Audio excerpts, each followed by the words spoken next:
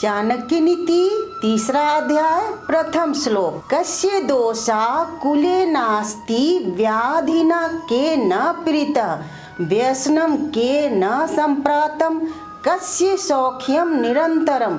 इस श्लोक के माध्यम से आचार्य चाणक्य यह बताना चाहते हैं कि इस संसार में कोई ऐसा घर नहीं है जिसके ऊपर कोई कलंक ना लगा हो, कोई बदनामी का धब्बा ना लगा हो, और कोई ऐसा मनुष्य नहीं है जिसे कभी कोई रोग ना हो, कोई बीमारी ना हो, कोई व्याधि ना हो, और कोई ऐसा मनुष्य नहीं है जो हमेशा निरंतर लगातार सुखी ही रहे, उसे कभी कोई दुख हो ही ना। चाणक्य नीति तीसरा अध्याय दूसरा श्लोक। आचार्य कुलमा ख्याति देशमा ख्याति भाषणम संभ्रम स्नेहमा ख्यातिव पुरा ख्याति भोजनम। इस श्लोक के माध्यम से आचार्य चाणक्य यह बताना चाहते हैं कि जो मनुष्य अच्छा बोलता है, शिष्ट व्यवहार करता है, वह पूरे समाज में, पूरे परिवार में प्रसिद्धि पाता है, और जो मनुष्य शुद्ध भाषा का प्रयोग करता है, मीठे वचन का प्रयोग करता है, वो पूरे देश की प्रसिद्धि का कारण बनता है, और जो मनुष्य प्रेम सहित मीठा बोलता है वह सभी जगह आदर और सम्मान पाता है, और जो मनुष्य उत्तम भोजन ग्रहण करता है उसका शरीर सुगठित और सुडौल बनता है। चाणक्य नीति तीसरा अध्याय तीसरा श्लोक। सत्कुले योजेत कन्याम पुत्रम विद्यासु योजतेत व्यसने योज एच्त्रुम मित्रम धर्मे नियोजित। इस श्लोक के माध्यम से आचार्य चाणक्य यह बताना चाहते हैं कि हमें पुत्री का विवाह हमेशा अपने बराबर वालों के कुल खानदान में करना चाहिए, और पुत्र को उच्च कोटि की शिक्षा देनी चाहिए, और जो दुश्मन हो, वैरी हो हमारा, उसे विपत्ति और कष्ट देना चाहिए, कष्ट में डाल के रखना चाहिए, और जो हमारा मित्र हो उसे धार्मिक कार्यों में लगाकर रखना चाहिए। चाणक्य नीति तीसरा अध्याय चौथा श्लोक। दुर्जनस्य च सर्पस्य वरम सर्पो न दुर्जनः सर्पो दशन्ति काले तू दुर्जनस्तु पदे पदे। इस श्लोक के माध्यम से आचार्य चाणक्य यह बताना चाहते हैं कि सांप और दुष्ट मनुष्य में ज़्यादा अंतर नहीं होता, उसमें यही अंतर होता है कि सांप के जान पर खतरा बनाए तभी वह काटता या डसता है, लेकिन दुर्जन मनुष्य हमारे जीवन में कदम कदम पर बाधा उत्पन्न करता है ताकि हम उन्नति की ओर न बढ़ सके। चाणक्य नीति तीसरा अध्याय पांचवा श्लोक। एद तरथ कूलो नानाम नृपा करवंती संग्रहम आदि मध्य वसानेषु न स्वजंती च ते नृपम। इस श्लोक के माध्यम से आचार्य चाणक्य यह बताना चाहते हैं कि जो वास्तव में योग्य राजा होते हैं वो अपने आस पास अच्छे कुल खानदान, अच्छे घराने के मनुष्यों को नियुक्त करते हैं ताकि राजकाज में कोई बाधा ना आए, न वो शुरू में छोड़कर जाएं, न बीच में छोड़कर जाएं, ना ही अंत में छोड़कर जाएं, यानी कि राजा के साथ अंत तक साथ निभाएं। चाणक्य नीति तीसरा अध्याय छठा श्लोक। प्रलये भिन्न मर्यादा भवन्ति किल सागरः सागरः भेद मिच्छान्ति प्रलय अपि न साधवा। इस श्लोक के माध्यम से आचार्य चाणक्य यह बताना चाहते हैं कि जब सागर में प्रलय आता है तो सागर में इतनी ऊंची लहरें उठती है कि किनारों को तोड़ डालती है, मतलब तट को छत बिछत कर देती है, लेकिन सज्जन मनुष्य और सागर में यही भेद है कि सागर तूफान से अपनी लहरें ऊंची करके अपने तट को नष्ट करता है, लेकिन सज्जन मनुष्य जीवन में कितनी भी घोर विपत्ति आए, संकट आए, विकट समस्या आए, तब भी वे अडिग रहकर उसका सामना करते, विचलित नहीं होते। चाणक्य नीति तीसरा अध्याय सातवां श्लोक। मूर्खस्तु परिहर्तव्य प्रत्यक्षो द्विपद पशु भिदन्ते वाक्य शूलेन अदृश्यम कंटकेम यथा।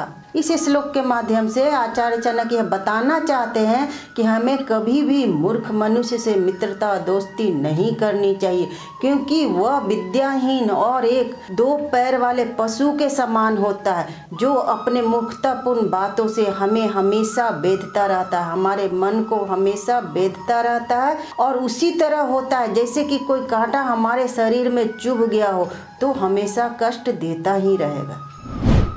चाणक्य नीति 3रा अध्याय 8वां श्लोक। रूप यौवन संपन्ना विशाल कुल संभवा विद्याहीना न शोभते निर्गंधा युवा की शुका। इस श्लोक के माध्यम से आचार्य चाणक्य यह बताना चाहते हैं, अगर कोई मनुष्य अत्यधिक सुंदर हो, एकदम जवान हो, बहुत ऊंचे कुल में, बहुत ऊंचे घराने में जन्म लिया हो, लेकिन विद्याहीन हो, अशिक्षित हो, तो उसका कोई उपयोग जीवन में नहीं है। वह ठीक उसी तरह है जैसे पलाश का फूल देखने में तो बहुत सुंदर होता है, लेकिन उसमें खुशबू नहीं होती, गंध नहीं होती। चाणक्य नीति 3रा अध्याय 9वां श्लोक। कोकिला नाम स्वरो रूपम नारी रूपम पतिव्रतम विद्या रूपम कृपा नाम क्षमा रूप रपस्वी नाम। इस श्लोक के माध्यम से आचार्य चाणक्य यह बताना चाहते हैं कि कोयल काली होती है, लेकिन अपनी मीठी आवाज़ के कारण वो सुंदर मानी जाती है। और स्त्री सुंदर हो, अपने परिवार और पति के प्रति समर्पित हो, तब वह सुंदर मानी जाती है। एक कुरूप व्यक्ति जब गुणवान हो, विद्वान हो, तब वह सुंदर माना जाता है। उसी तरह एक तपस्वी अगर सबको क्षमा कर देता है, तब वह सुंदर माना जाता है। चाणक्य नीति 3रा अध्याय 10वां श्लोक। त्यजेदेक कुलस्यार्थे ग्राम स्याथे कुलम त्यजेत ग्रामम जनपदस्याथे आत्मार्थ पृथ्वी त्यजेत। इस श्लोक के माध्यम से आचार्य चाणक्य यह बताना चाहते हैं कि जब पूरे परिवार की रक्षा की बात हो तो एक सदस्य का त्याग कर देना चाहिए, और जब पूरे गांव की रक्षा की बात हो तो पूरा एक परिवार का त्याग कर देना चाहिए, और जब पूरे देश की रक्षा की बात हो तो एक गांव का त्याग कर देना चाहिए, और जब आत्मा की रक्षा की बात हो तो पूरी पृथ्वी का त्याग कर देना चाहिए। चाणक्य नीति 3रा अध्याय 11वां श्लोक। उद्योगे नास्ति दारिद्र्य जपतो नास्ति पातकम मौनेन क्लहो नास्ति जागृतो भयम। इस श्लोक के माध्यम से आचार्य चाणक्य यह बताना चाहते हैं कि परिश्रम करने से, परिश्रम पूर्वक उद्योग धंधा लगाने से हमारी गरीबी नष्ट हो जाती है, और ईश्वर का स्मरण करते रहने से हमारे पाप नष्ट हो जाते हैं, और मौन रहने से, चुप रहने से लड़ाई झगड़ा कलह नहीं होता है, और जगे रहने से हमें भय नहीं सताता है। चाणक्य नीति 3रा अध्याय 12वां श्लोक। अति रूपेण वै सीता अति गर्वेन रावण अति दाना बदलीर्वधौ हयति सर्वत्र वर्जियेत। इस श्लोक के माध्यम से आचार्य चाणक्य यह बताना चाहते हैं कि अत्यधिक रूपवती होने के कारण सीता का हरण हुआ, और अपनी शक्ति का अत्यधिक घमंड होने के कारण रावण का भी अंत हो गया, और अत्यधिक दान करने के कारण राजा बलि भी बंधन में बंध गए। इस तरह आचार्य चाणक्य का मानना है कि हर जगह अति को रोकना चाहिए, अति का अंत करना चाहिए। चाणक्य नीति 3रा अध्याय 13वां श्लोक। को अति भारा समर्था नाम किम दूरम व्यवसायी नाम को विदेशे सुविधा नाम कह पर प्रियवादिनम।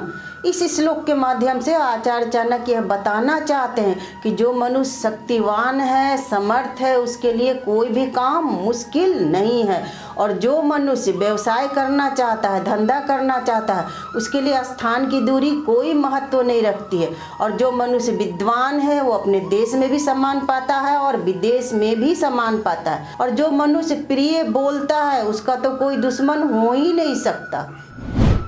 चाणक्य नीति 3रा अध्याय 14वां श्लोक। एकेनापि सुवृक्षेण दह्यमानेन गंधिना वासितं तदनं सर्व सुपुत्रेण कुलम यथा इस श्लोक के माध्यम से आचार्य चाणक्य यह बताना चाहते हैं कि अगर किसी जंगल में एक पेड़ हो और वो सुगंधित फूलों से लदा हो, भरा हो, तो पूरे जंगल का वातावरण वो महका देता है। उसी तरह एक सुयोग्य पुत्र हो और सुपुत्र हो, ज्ञानवान हो, तो पूरे कुल खानदान का नाम, मान, सम्मान ऊंचा उठाता है।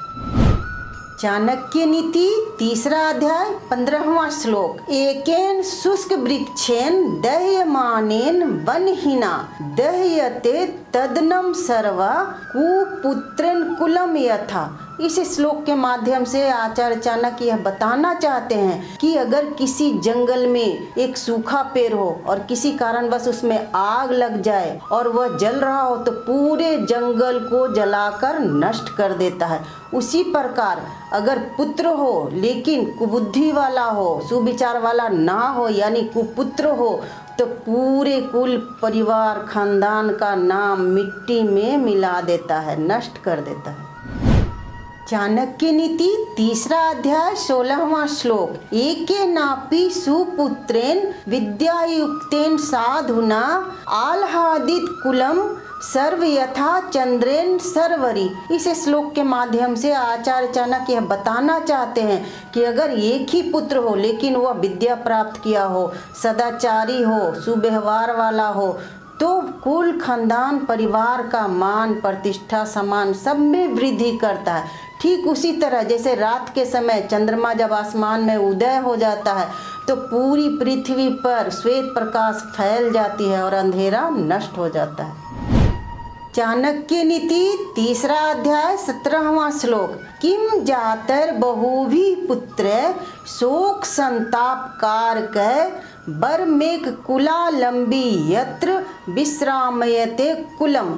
इस श्लोक के माध्यम से आचार्य चाणक्य बताना चाहते हैं कि किसी मनुष्य के अनेक पुत्र हो, अनेक संतान हो, लेकिन बुद्धिहीन हो, शिक्षा प्राप्त ना किए हों, तो ऐसी संतान का क्या फ़ायदा। वो तो दुख, तकलीफ, शोक, संताप ही देंगे। अगर किसी का एक ही पुत्र हो लेकिन वो विद्या ग्रहण किया हो और उसके पास अनेक कौशल हो, तो वह परिवार का सहारा भी बनेगा और परिवार में शांति भी बनाए रखेगा। चाणक्य नीति तीसरा अध्याय 18वां श्लोक। लालयेत 5 वर्षाणि 10 वर्षाणि ताडयेत प्राप्ते तु 16 वर्षे पुत्र मित्र वदाचरेत। इस श्लोक के माध्यम से आचार्य चाणक्य यह बताना चाहते हैं कि हर अभिभावक को, हर माता पिता को अपने संतान का पालन पोषण करते समय शुरू के 5 वर्ष लाड़ प्यार दुलार करना चाहिए और 5 से 10 वर्ष की अवस्था में दंड देना चाहिए। अगर वो गलती ना करें तो दंड नहीं देना चाहिए और जब वो 16 वर्ष का हो जाए तो उसे मित्र बना लेना चाहिए, उसे मित्रवत व्यवहार करना चाहिए। चाणक्य नीति तीसरा अध्याय 19वां श्लोक। उपसर्गे अन्य चक्रे च दुर्भिक्षे च भयावहे असाधु जन संपर्के यह पलायति जीवति। इस श्लोक के माध्यम से आचार्य चाणक्य यह बताना चाहते हैं कि इस संसार में हम जहाँ भी रह रहे हैं, किसी देश में या किसी गांव में, अगर कोई वहाँ प्राकृतिक आपदा आती है, जैसे बाढ़ हो गया, भूकंप आ गया, और अगर कोई दूसरा देश वहाँ पर आक्रमण कर देता है और अगर भयंकर अकाल पड़ गया हो और किसी कारणवश हमें बुरे मनुष्यों की संगति में रहना पड़े, तो इन सारी स्थितियों में हमें तत्काल वह स्थान त्याग देना चाहिए और किसी दूसरी जगह, दूसरे स्थान पर जाकर सुरक्षित जीवन जीना चाहिए। चाणक्य नीति तीसरा अध्याय 20वां श्लोक। धर्मात्र कामोक्षेषु यस्य कोऽपि न विद्यते जन्म जन्मानि मतर्येष मरणम तस्य केवलम। इस श्लोक के माध्यम से आचार्य चाणक्य यह बताना चाहते हैं कि जो मनुष्य में जन्म लेकर भी धर्म, अर्थ, काम, मोक्ष इसमें से किसी भी चीज़ की प्राप्ति नहीं करता है, वह बार बार जन्म लेकर भी मरता रहता, अर्थात उसे मुक्ति नहीं मिलती, उसे मोक्ष नहीं मिलता, वह जन्म मरण के चक्र में फंसा ही रहता है। चाणक्य नीति तीसरा अध्याय 21वां श्लोक। मूर्खा यत्र न पूज्यन्ते धान्य यत्र सुसज्जितं दाम्पत्ये कलहो नास्ति तत्र श्री स्वयं मागता। इस श्लोक के माध्यम से आचार्य चाणक्य यह बताना चाहते हैं कि मूर्खों का सम्मान नहीं करना चाहिए और अनाज का भंडारण यानी उसका जमा सुरक्षित स्थान पर करना चाहिए और किसी पति पत्नी को आपस में लड़ाई झगड़ा कलह नहीं करना चाहिए, तो वहाँ धन की देवी स्वयं चलकर आती है। इस श्लोक के साथ हमारा तीसरा अध्याय समाप्त होता है। आप इसे ध्यान से सुनिए और अवश्य कमेंट कीजिए। धन्यवाद।